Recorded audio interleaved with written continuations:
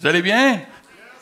Vraiment honoré et reconnaissant d'avoir le privilège de commencer cette série, cette thématique sur « c'est compliqué ». Comme Pasteur David a dit, c'est compliqué, il me semble que ça serait mieux si on était tout seul. Et la raison pourquoi c'est si compliqué les relations humaines, il y a deux raisons. Premièrement, je ne sais pas si vous avez remarqué, mais tout le monde n'est pas comme toi. As-tu déjà remarqué qu'il y a des gens qui sont différents de toi? L'apôtre Paul va comparer l'Église à un corps. Et il va dire, il y en a, là, c'est comme la main, il y en a, c'est comme le pied, il y en a, c'est comme les... Hein? Entre autres mots, on est différents les uns les autres. Et parfois, les différences, c'est là que ça va être difficile pour nous. Ça va rendre compliqué nos relations parce qu'on ne comprend pas comment l'autre personne peut être si différente que nous. Dieu ne nous a pas tous créés pareils. Amen. Parce que si on est honnête, serais-tu vraiment bien avec des gens qui sont pareils comme toi? Hein? Des fois, je me tombe ses nerfs à moi-même. Heureusement que tout le monde n'est pas comme moi. La deuxième raison pourquoi les relations sont si difficiles, c'est que les autres, je ne sais pas si vous avez remarqué, là, ils ne sont pas parfaits. Il y a un moment donné, je priais, puis je disais, Seigneur, je sais que vous ne priez pas comme ça, vous autres, parce que vous êtes des chrétiens, mais moi, je priais, puis je disais, Seigneur, le monde me tombe ses nerfs. Ils sont donc bien innocents, ils sont donc bien imbéciles. Voyons donc, regarde qu'est-ce qui se passe dans notre société, dans notre culture. Qu'est-ce qui se passe dans... Hey, le monde, là, je te le dis, là. Puis le Seigneur m'a juste repris avec beaucoup d'amour, puis il m'a juste dit, Daniel... Non, ils ne sont pas innocents, puis ils ne sont pas imbéciles. Non, ils ne sont juste pas parfaits. Eux autres non plus. Oh, OK. Hein, des fois, le Seigneur a le tour de juste... Hein, toi non plus, tu n'es pas parfait. Et parce que nous ne sommes pas parfaits, parce que nous sommes différents, c'est certain qu'il va y avoir des chocs, c'est certain qu'il va y avoir des blessures. C'est certain qu'il va y avoir des accrochages. Et c'est pour cela que Jésus a mis tellement d'emphase sur le pardon. Et le titre du message ce matin, c'est l'appel au pardon. Si tu veux être en relation avec des humains, il va falloir que tu apprennes à pardonner. Et ce matin, c'est ce que je veux regarder avec toi, le principe, le concept du pardon, mais peut-être y aller un petit peu plus creux qu'on le fait d'habitude. Quelqu'un a dit, l'erreur est humaine, mais le pardon est divin.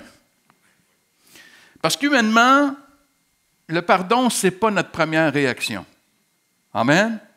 Tu t'en vas sur la route, tu es sur le boulevard métropolitain, tu te fais couper. Ta réaction, habituellement, c'est pas « Oh Seigneur, bénis-le, comble-le, je comprends. » Je me suis fait couper sur l'autoroute il n'y a pas longtemps, puis je me suis dit « Seigneur, il faut que je me retienne. OK, Seigneur. » Puis quelques kilomètres plus loin, il était sur le bord de la route et que la police l'avait pogné. Je vous avoue que ça m'a fait un petit plaisir. Parce que la réaction humaine, c'est pas de pardonner. Face à une injustice, la loi qui m'habite humainement, c'est œil pour œil, dent pour dent. C'est ça qui m'habite. De trouver la soif de la vengeance. C'est vers ça que mon être veut se tourner. Le philosophe Emmanuel Kant a dit ceci. Il a suggéré qu'une personne devrait être pardonnée seulement si elle le mérite. Ça, c'est la philosophie humaine. Mais voici ce que Jésus lui a dit, dans Marc 11, le verset 25. « Et lorsque vous êtes debout, faisant votre prière, si vous avez quelque chose contre quelqu'un, pardonnez, afin que votre Père qui est dans les cieux vous pardonne aussi vos offenses. » Jésus nous appelle à pardonner. Pardonner mon prochain, mais me pardonner également. Parce que parfois, la pire relation, c'est celle qui est avec moi, avec moi-même. Et quand je pense au pardon que j'ai reçu à la croix, quand Jésus a dit, alors qu'il est crucifié à la croix, que Jésus a dit, Père, pardonne-leur, parce qu'ils ne savent pas ce qu'ils font. Tu comprends que leur, pardonne-leur, c'est toi et moi inclus, là. on est inclus dans cette prière-là. Père, pardonne-leur. Ils ne savent pas ce qu'ils font. Et c'est là que quand je reçois ce pardon-là de Dieu, je vais trouver la force, parce que ça prend de la force, ça prend du courage de pardonner celui ou celle qui m'a offensé. Mais la question dit, mais pourquoi pardonner? Shakespeare a dit dans Le Marchand de Venise, il a dit, comment peux-tu espérer la miséricorde, le pardon, si tu n'en donnes pas? Georges Herbal, qui est un poète chrétien du 17e siècle, a écrit « Celui qui ne peut pardonner son prochain détruit les ponts sur lesquels il aura lui-même besoin de traverser. » Jésus le dit de la façon suivante dans Luc 6. « Ne vous posez pas en juge d'autrui, et vous ne serez pas vous-même jugés. Gardez-vous de condamner les autres, et à votre tour, vous ne serez pas condamnés. Pardonnez, et vous serez vous-même pardonnés. » En d'autres mots, le pardon produit le pardon. Si je sème le pardon, je vais récolter le pardon. Et le pardon, c'est une puissance qui libère. Et c'est une puissance aussi, c'est comme l'huile qui vient mettre, c'est l'huile qui vient dans l'engrenage relationnel. Ça prend le pardon. Lewis Smead, qui est un psychologue chrétien, a dit ceci. Pardonner, c'est de libérer un prisonnier et de découvrir que ce prisonnier, c'était nous-mêmes. C'était nous le prisonnier, dans l'amertume et la rancune. Pardonner, c'est une puissance qui libère. Alors, je veux regarder à comment pardonner ce matin. Je vais aller un petit peu plus en profondeur. Mais avant, il y a quelques notes préparatoires que j'ai besoin de mettre en place. La première chose, dans le mot « pardonner », il y a le mot « donner ». Amen. Quand je te pardonne, je te fais un don. Ce qui veut dire que je ne peux pas exiger que tu me pardonnes. Parce que tu me le donnes. Tu m'en fais un don. Le pardon, c'est un don de soi-même envers son prochain. Donc, ça dépasse juste être mérité. C'est un don. Deuxièmement, le pardon peut être un processus. Ça peut être un processus de pardonner quelqu'un, puis je vais te montrer des étapes tantôt, mais ça peut être un processus de pardonner. Que parfois, là, il y a des étapes avant de pouvoir arriver au pardon. Parce que ça dépend de la blessure que j'ai vécue. Tu vois, trop souvent dans l'Église, on banalise cet aspect-là. Trop souvent, on dit aux gens, il faut que tu pardonnes, pardonne, tu as besoin de pardonner. Des fois, j'ai des gens qui viennent me voir en cabinet, puis je leur dis, ah non, mais toi, tu es correct, j'ai pardonné. Ah oui, tu as pardonné. C'est un pardon de surface. On n'a pas pris le temps d'aller en profondeur. On n'a pas été le temps d'aller creuser à l'intérieur, de voir la blessure. Ou quand je demande pardon, d'aller creuser pour voir l'offense de ce que j'ai fait. On pardonne. On s'en va en surface. Et je vais avoir, troisièmement, besoin de l'aide de Dieu. Si tu veux entrer dans le processus du pardon, tu vas avoir besoin de l'aide de Dieu pour y arriver, parce que la loi divine demande l'aide divine. Alors, comment on pardonne? Première étape, valoriser mon prochain. Genèse, chapitre 1, verset 27, dit ceci. Dieu créa l'homme à son image, et il le créa à l'image de Dieu, et il créa l'homme et la femme. Il créa l'homme et la femme. L'être humain a le droit à une grande valeur, peu importe sa couleur, peu importe sa race, peu importe sa religion, peu importe sa langue, peu importe sa culture, peu importe son style de vie, peu importe son genre, parce que l'humain a été créé à l'image de Dieu. Et à cause de cela, l'humain a énormément de valeur. Tous sont des créatures de Dieu. Et non seulement est-ce que c'est vrai pour les autres, mais c'est vrai pour moi aussi. Le pire discours, parfois, c'est le discours intérieur. Qu'est-ce que je me dis de moi-même? Et j'ai besoin, comme David a dit dans le psaume 139, je reconnais que je suis une créature merveilleuse et mon âme le reconnaît bien. De reconnaître qui je suis. Et lorsque je valorise mon prochain, ça amène au respect. Parce que l'autre, c'est un être humain. C'est un être humain. Mais aussi, les humains ne sont pas parfaits, comme on a dit tantôt. Tous sont déchus, comme nous-mêmes. Alors, c'est pour cela que Jésus nous a enseigné dans le Notre Père, hein, dans Matthieu 6. Pardonne-nous nos offenses, comme nous pardonnons à ceux qui nous ont offensés. L'idée, c'est qu'il n'y a personne qui va être parfait. Et même Jésus va aller une étape de plus. Il va dire non seulement de pardonner, mais il va dire d'aimer mon prochain. Amen. Jésus nous amène à un autre niveau. Alors, pour commencer le processus de pardonner, je dois réaliser la valeur de l'autre, voire même l'aimer. Hein? Et ce, malgré ses imperfections. Et ça m'amène dans l'humilité, que je ne suis pas supérieur. Je ne suis pas supérieur. Parfois, je vois des gens qui ont l'impression que parce qu'ils sont chrétiens, ils sont supérieurs à ceux qui ne le sont pas. Bien, je voudrais juste te dire ce matin, tu n'es pas supérieur, tu es juste pardonné. C'est tout. C'est tout. On est tous égaux aux yeux de Dieu. Tu es juste pardonné. Ça nous amène à marcher dans une humilité. Mais ça nous amène aussi à marcher dans une certaine confiance en nous, dans notre valeur que nous avons. Dis, attends, là, je ne suis pas juste un tapis, là. Hein, j'ai de la valeur. Peut-être que tu n'as pas grandi dans un environnement où on t'a valorisé. Mais Dieu te dit, non, tu es une créature merveilleuse. La valeur de l'être humain. J'ai besoin de valoriser. La deuxième étape, c'est celle, dans le pardon, c'est abdiquer mon droit de vengeance. La loi naturelle dit œil pour œil, dent pour dent. Mais quand je te pardonne, je choisis d'abdiquer mon droit de me venger. Ça dit ceci dans Romains 12. Ne rendez à personne le mal pour le mal. Recherchez ce qui est bien devant tous les hommes. S'il est possible, autant que ça dépend de vous, soyez en paix avec tous les hommes. Ne vous vengez point vous-même, bien-aimés, mais laissez agir la colère, car il est écrit, il parle de la colère de Dieu, « À moi la vengeance, à moi la rétribution, dit le Seigneur. » Tu vois, pardonner, c'est de relâcher, c'est d'abdiquer mon droit de me venger sur la personne qui me fait mal. Le pardon, ce n'est pas d'oublier ce qui s'est passé. Ce n'est pas ça le pardon. Le pardon, ce n'est pas d'oublier l'offense.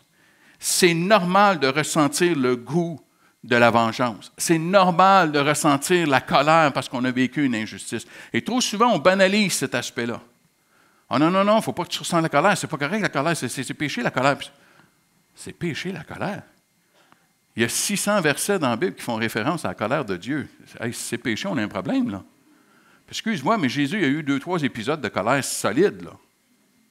Si la colère, c'est péché, là, non. C'est mon sentiment, c'est mon sentiment intérieur. Je viens de vivre une injustice. Il y a quelque chose qui n'est pas juste. J'ai le droit à cette colère-là. Sinon, je ne peux pas l'abdiquer. Il faut que j'aille goûter à ce goût de vengeance-là pour pouvoir ensuite dire non, je le dépose aux pieds de Jésus, je le redonne à Jésus. C'est de redonner la colère à Dieu qui est la clé. Ce n'est pas de la colère. Paul a dit, dans ta colère, ne pêche pas. La clé, c'est de prendre cette colère-là qui est légitime, puis de dire, je ne la garderai pas à l'intérieur, je vais la redonner à Dieu. Je peux, souvent, ce que je vais suggérer aux gens, c'est de l'écrire, la colère. Il y en a qui vont la dessiner, la colère. Mais souvent de l'écrire, parce que ça met des mots sur ton ressenti, puis ça sort, tu le mets sur papier. Un peu comme le roi David a fait dans le psaume 58, quand il dit « Oh Dieu, brise-leur les dents dans la bouche. Amen, alléluia. » Et ça, c'est un homme selon le cœur de Dieu, là. Vois-tu ce qu'il est en train de dire à Dieu? Dieu, mes ennemis, là, bon crochet de la droite, là. Pow! Bye-bye les palettes. Brise-leur les dents dans la bouche. David, il accueille sa colère. Et sa colère, c'est envers le roi Saül. Et il la donne. Il va dire que mes ennemis soient comme des limaçons qui fondent au soleil, des avortons qu'on jette le long de la route. Alléluia. Prends les rejetons de mes ennemis et fracasse-leur le crâne sur le rocher. Oh, Jésus. OK. Sens-tu toute la colère qui écrit? Parce qu'il vit une injustice. Il accueille sa colère et il la redonne à Dieu. Le pardon n'est pas le déni de ce que l'autre m'a fait. Ce n'est pas ça le pardon. Ce n'est pas le déni. C'est d'admettre ma douleur, d'admettre l'injustice que j'ai vécue et de remettre le sentiment qui émerge, de le redonner à Dieu. Et c'est pour ça que le pardon, bien souvent, va être un processus, Parce que je dois aller en profondeur pour comprendre, admettre ma douleur. Que j'ai été victime. Que j'ai vécu des choses que je ne méritais pas. Que j'ai vécu de l'injustice. Que j'ai été vulnérable.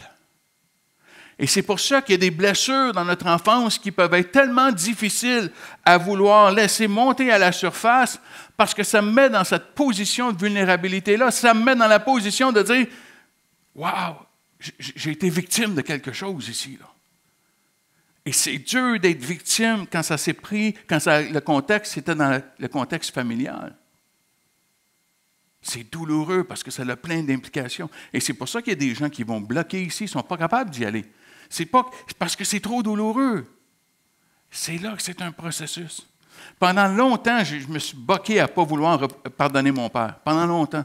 Parce que j'avais l'impression que si j'admettais la douleur qu'il m'a causée dans son alcoolisme quand j'étais un enfant, c'est lui qui gagnait. C'est sûr que c'est lui qui a gagné. J'étais juste un enfant. Puis lui, il était alcoolique, puis il perdait le contrôle. C'est sûr que j'ai été blessé. C'est sûr qu'il a gagné. J'étais juste un enfant.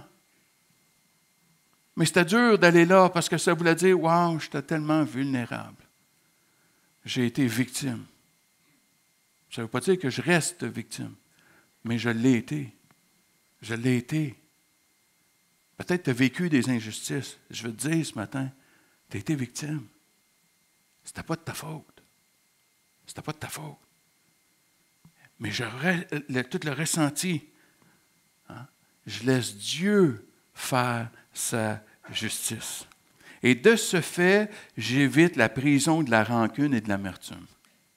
Parce que j'ai pris la personne, tout le ressentiment que j'avais, je l'ai écrit, je l'ai redonné à Dieu. Seigneur, je voudrais qu'il brise les dents dans la bouche. Hein, puis, Seigneur, je voudrais que... Mais j'ai redonné cette colère-là à Dieu, cette vengeance. Et ensuite, j'ai pris la personne, puis je lui ai dit, Seigneur, je te mets la personne entre tes mains. C'est ça, abdiquer son droit de vengeance. Je le remets entre tes mains. Je le remets entre tes mains. Et ça me libère de la prison. Tu sais, c'est quoi de l'amertume? L'amertume, c'est de boire du poison puis de penser que c'est l'autre qui va être malade. As-tu déjà rencontré des gens qui sont amers? Ça sent. Tu rentres dans une maison où il y a de l'amertume, hein? Ça sent. Tout est teinté par l'amertume. La rancune, c'est de prendre quelqu'un qui te fait mal puis de le mettre dans un cachot puis de t'asseoir devant le cachot dans la prison pour pas que la personne sorte. Tu ne sortiras pas. Et à un moment donné, tu prends deux consciences. La première conscience, c'est que si tu es assis devant la porte du cachot, toi aussi, tu es en prison. Et si tu regardes attentivement, tu vas voir que le cachot, il est vide. Parce que la personne a continué de vivre. Le cachot, il est vide. C'est une illusion.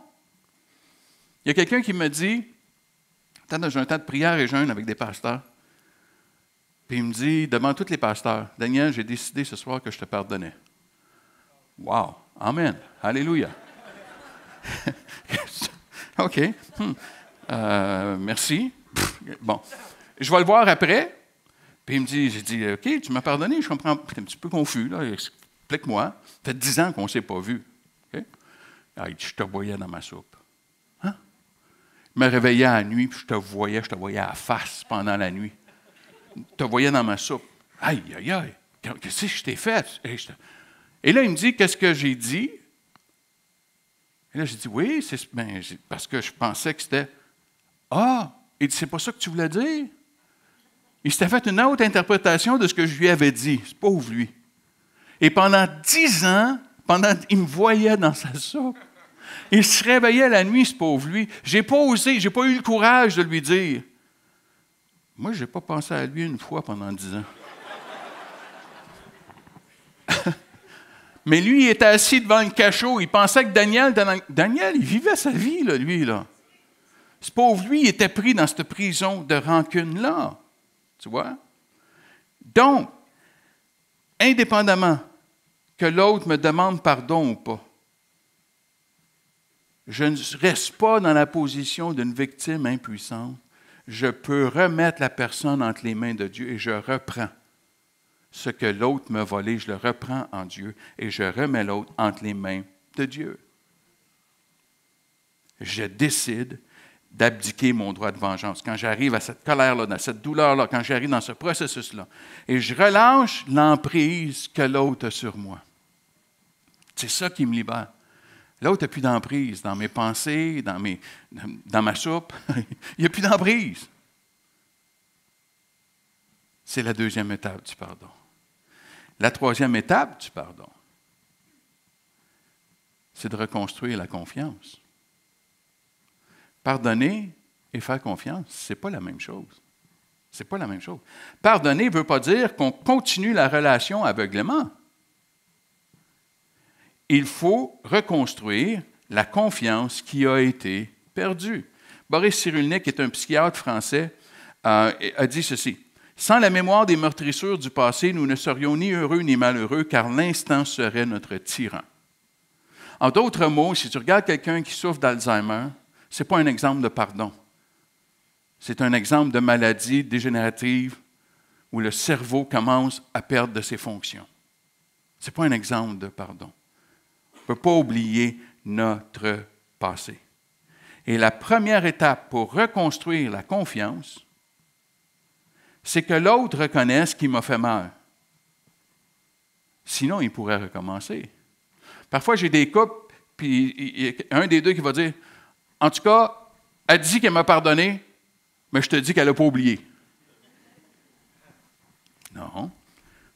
L'être humain n'a pas été créé de manière à oublier. On enregistre tout dans notre cerveau. On enregistre tout. Mais si j'ai brisé la confiance, c'est à la personne qui a brisé la confiance que revient la responsabilité de reconstruire la confiance. Je peux te pardonner, mais si tu ne fais pas l'effort pour reconstruire ma confiance, regagner ma confiance, ce n'est pas à moi, c'est à toi de la regagner. Et j'appelle ça les 3 R de la repentance, de reconnaître ce que j'ai fait pour que la personne, sinon la personne va recommencer.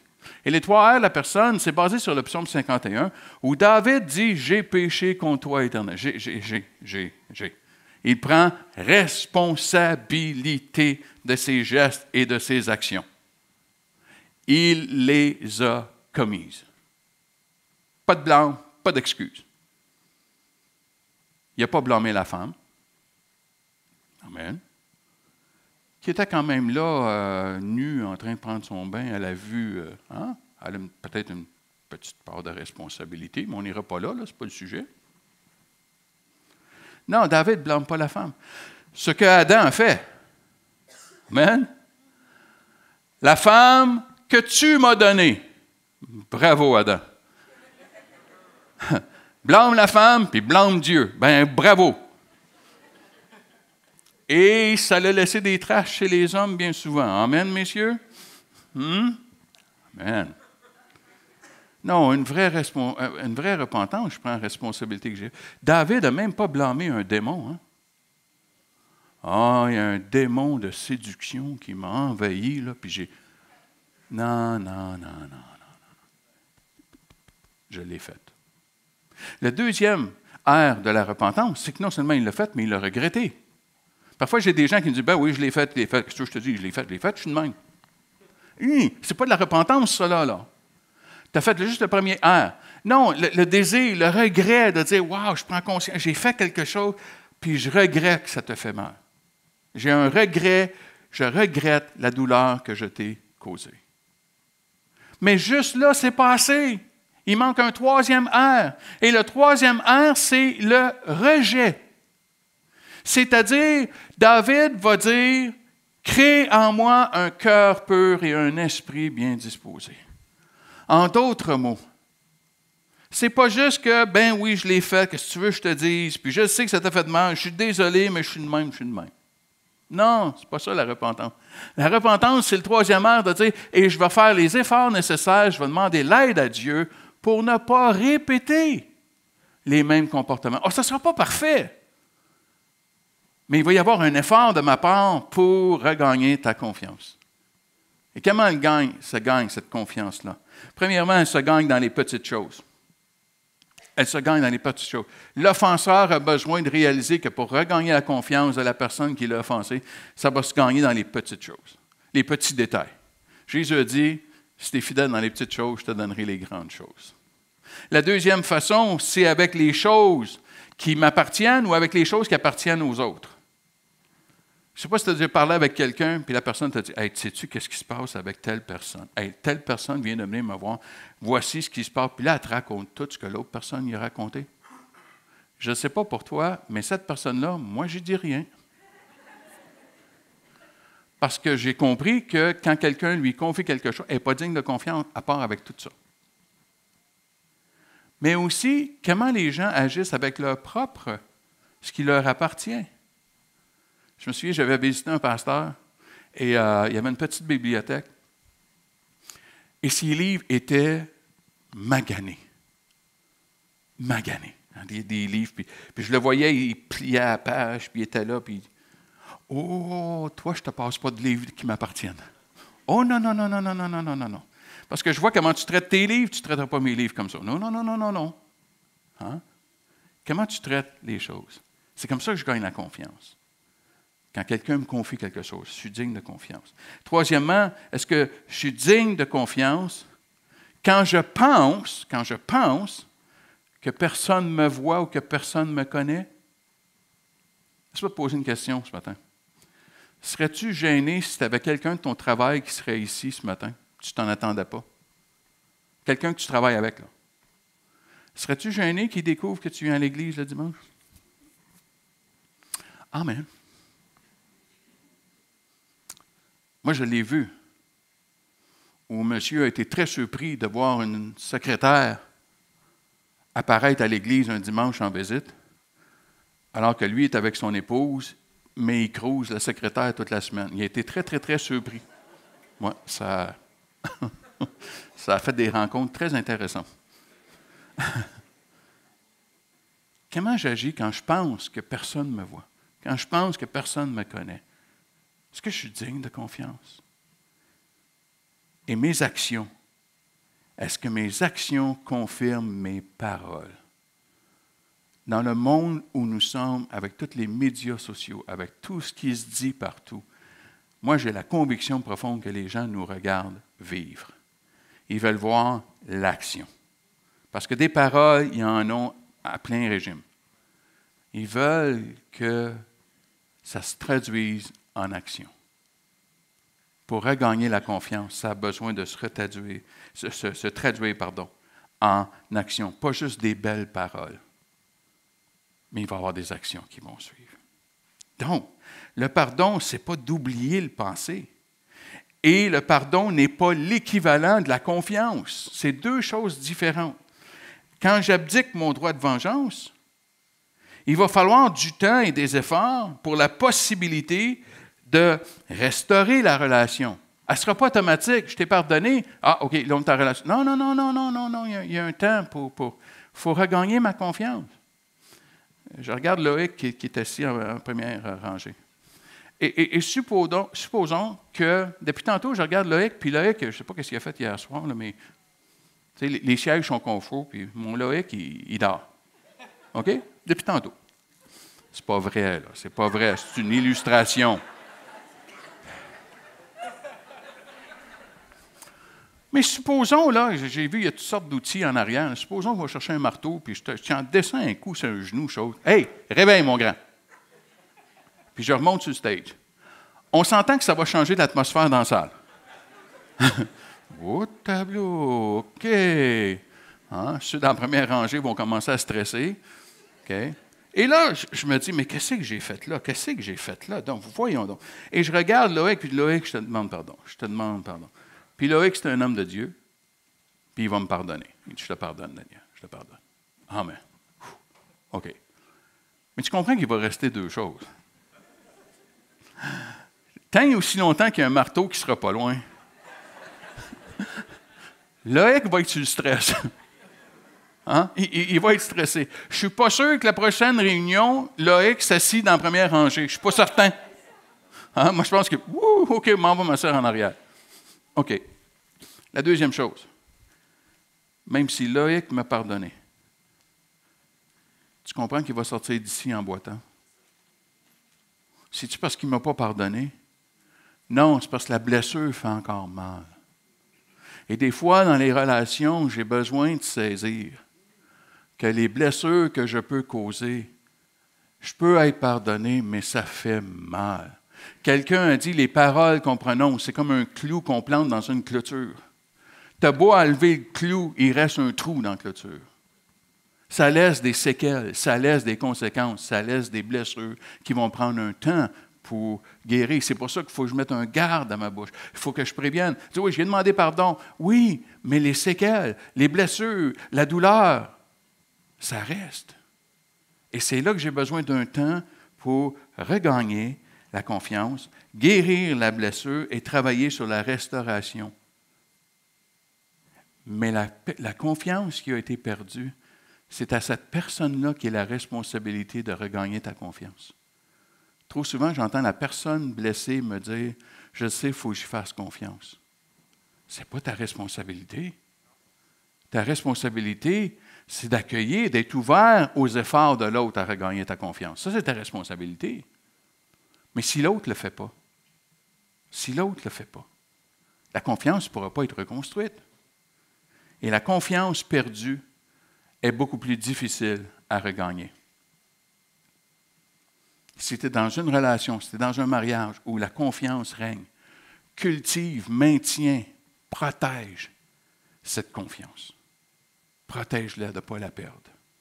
Quatrième étape dans le pardon, c'est de regarder vers le futur. Paul va dire, oubliant ce qui est en arrière, je cours vers le but. Quand j'ai reconnu l'humanité de l'autre, que je me suis dégagé de mes sentiments de colère, d'injustice, et que j'ai abdiqué mon droit de vengeance, je peux commencer à regarder vers le futur maintenant. Ce n'est pas que j'oublie mon passé. Ça serait terrible, un terrible gaspillage d'oublier ton passé. Parce qu'il y a tellement de richesse dans ton passé. Oh, ton passé peut être difficile, mais si tu regardes, tu vas découvrir des perles, tu vas découvrir des trésors, tu vas voir l'œuvre de Dieu dans ta vie. Il ne faut pas oublier notre passé. Il faut aller le récupérer. Mais je ne reste pas figé dans mon passé. Je choisis de dire, je veux avancer. Je veux aller avec l'aide de Dieu dans le processus. Et c'est ici que parfois, j'ai besoin de faire le deuil de certaines relations. Parce que de l'autre côté, il n'y a pas l'effort nécessaire. Et pour ma propre protection, c'est correct de garder une distance. De garder une distance pour me protéger. Parce que de l'autre côté, il n'y a jamais eu d'admission, il n'y a jamais eu d'effort pour travailler sur la relation. J'ai vraiment aimé mon père. Il n'a pas toujours été aimable, mais je l'ai vraiment aimé. C'est pour ça qu'à quelques minutes avant de mourir, je l'ai conduit à Christ. Il a accepté le Seigneur. Mais je ne pouvais pas être en relation avec lui.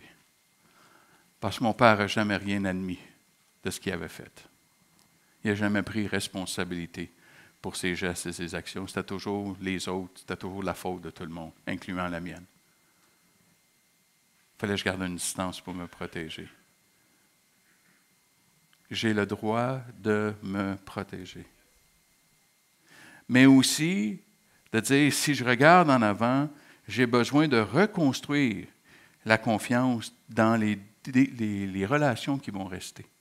Parce qu'on va reconstruire une confiance avec les éléments qu'on a vus. Mais avec l'aide de Dieu et la confiance dans sa justice, je ne suis plus captif de mon passé. Je ne suis plus captif de mon passé. Je peux avancer avec l'aide de Dieu dans les plans que Dieu a pour moi. De détourner vers mon regard vers le futur, vers le demain. Je n'oublie pas ce qui est en arrière. Je l'amène avec moi. Littéralement, je suis reconnaissant à Dieu pour l'enfance que j'ai eue. Ça n'a pas été une enfance toujours facile. Mais je suis reconnaissant à Dieu parce que je vois ce que Dieu a fait dans mon cœur à travers toutes ces blessures-là, qui fait en sorte aujourd'hui, qui me conduit dans le ministère où je suis aujourd'hui. Parce qu'il y a des choses que quand les gens me disent « j'ai mal », je peux leur dire « je comprends ». Je comprends.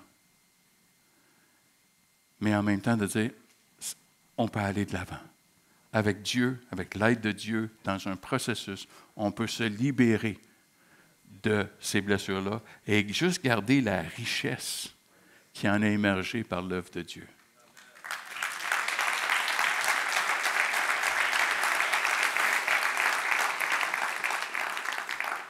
Encore une fois, je te cite Boris Cyrulnik, qui est un psychiatre français. Il est tellement biblique, puis il ne le sait même pas. Mais bon, à un moment donné, il va s'en rendre compte.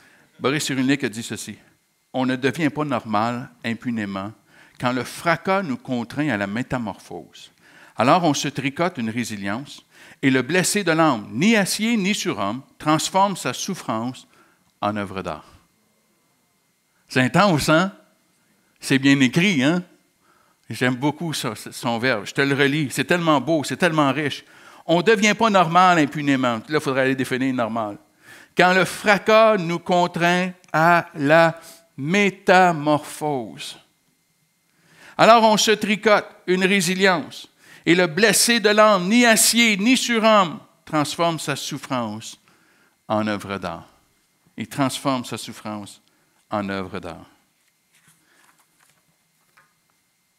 À la fin de son emprisonnement, Nelson Mandela, alors qu'il était pour être libéré, Nelson Mandela a vécu 25 ans, plus de 25 ans de prison, de travaux forcés, pour la simple raison qu'il était un Noir en Afrique du Sud, il était un Noir, et qui n'était pas favorable aux partis politiques qui gouvernaient l'Afrique du Sud. C'est pour ça qu'on l'a mis en prison, travaux forcés, pendant plus de 25 ans. Et à sa sortie, ce qu'il a dit, ce n'est pas la décision qu'il a prise en arrivant dans le cadrage de porte. C'est impossible. C'était un processus qui était déjà dans son cœur, qui avait déjà mijoté, qui avait déjà fait son œuvre. Mais à sa sortie, il a dit, « Alors que je me tiens devant la porte de ma liberté, je réalise que si je ne laisse pas ma souffrance, ma colère et mon amertume derrière moi, je serai encore en prison. » Et Nelson Mandela va sortir, il va devenir le président de l'Afrique du Sud, si tu connais l'histoire. Et là, les Blancs ont eu peur.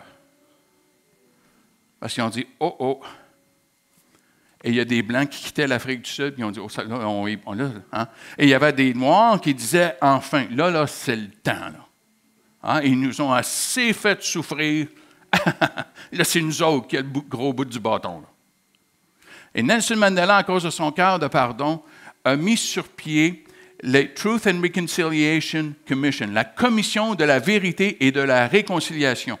Et partout dans les villages, il ouvrait des lieux, souvent c'était des églises, il l'ouvrait et il disait, si tu as fait quelque chose durant l'apartheid qui était mal, on t'invite à venir devant la foule et de le confesser. Et quand tu vas le confesser, on va te pardonner. Et il y a eu des policiers qui sont venus, des policiers blancs, des militaires blancs qui venaient dans des rencontres, puis ils disaient, je sais que j'en ai même tué, puis il y a une histoire où il y a une maman qui était là, que son fils avait été tué par ce policier-là, qui l'a pris dans ses bras. Et à cause du cœur de Nelson Mandela, il y a une guerre civile qui a été épargnée en Afrique du Sud. Parce que le président avait dit, moi je ne reste pas dans la prison de l'amertume et de la rancune. Il faut qu'on se réconcilie ensemble. On est le même peuple. On est le même peuple. On est le même peuple. Quel message pour l'Église. On est le même peuple. Quel message pour l'humanité. On est le même peuple. On est tous perdus. On est tous perdus. Mais l'œuvre de Jésus-Christ à la croix nous a réconciliés. Et c'est ça le message qu'on a besoin de transmettre.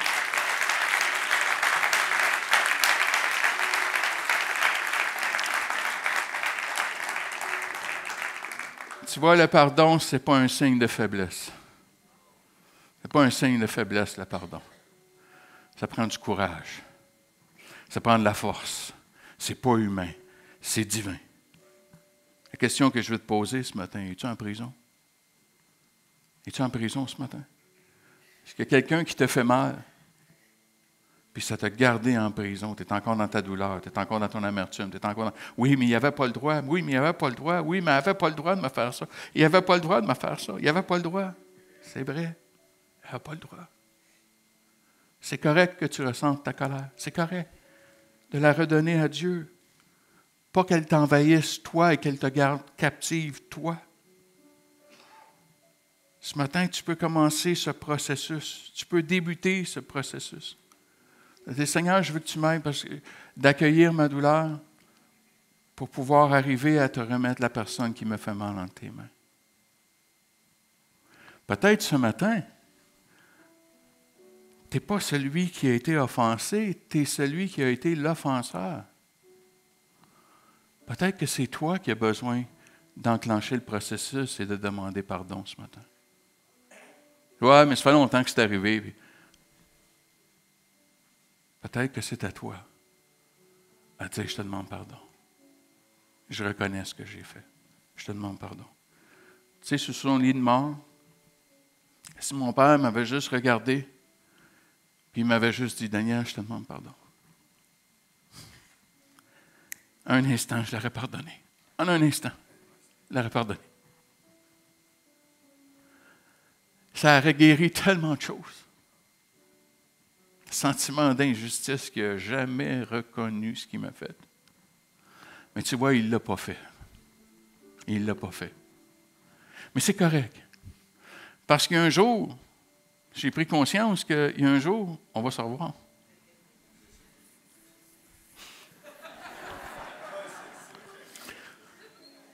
Et là, on va avoir un autre jase, face à face, dans la présence de Dieu. Dans un pardon et un amour profond. De dire, papa, on est ensemble pour l'éternité. Es-tu en prison ce matin? Es-tu captif ce matin? Est-ce que ça te ronge par en dedans, puis ça a un impact sur tes relations autour de toi, puis il y a des gens qui payent le prix? Tu as besoin d'en arriver au pardon ce matin, de donner ta colère. Elle est légitime, ta colère. Elle est légitime, ta colère. On n'avait pas le droit. Mais de redonner cela à Dieu et de dire, Dieu, je te remets la personne qui me fait mal entre tes mains. Que ta justice soit faite. Ta justice à toi, fais-le. Moi, je ne veux plus porter la personne sur mes épaules. Regarde après si c'est possible de reconstruire dans la confiance. Peut-être que c'est possible. Peut-être que ce n'est pas possible. Parce que l'autre personne ne reconnaîtra pas. J'ai eu quelqu'un qui m'a demandé pardon 22 ans plus tard.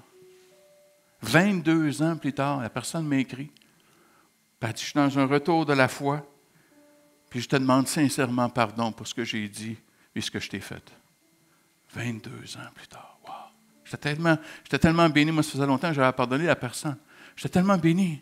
Je dis, wow! Ouais, je te pardonne. Ben oui, je te pardonne. C'est pardonné. Hein? La personne sortait d'un fardeau. Sors de ta prison pour être libre. Et contrairement à ce que M. Cyrulnik a dit, sois pas celui qui va se tricoter une résilience. Laisse Dieu tricoter une résilience en toi et faire de ta vie un chef-d'œuvre. Laisse Dieu venir le faire à travers toi pour être un chef-d'œuvre à la gloire de Dieu.